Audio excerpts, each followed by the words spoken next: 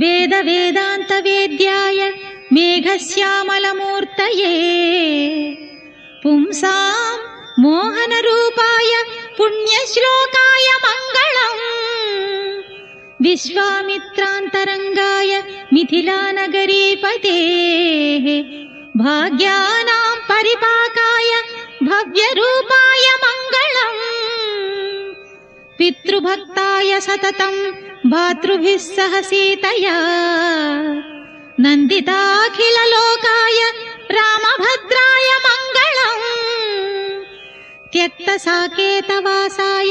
चित्रकूटविहारिणे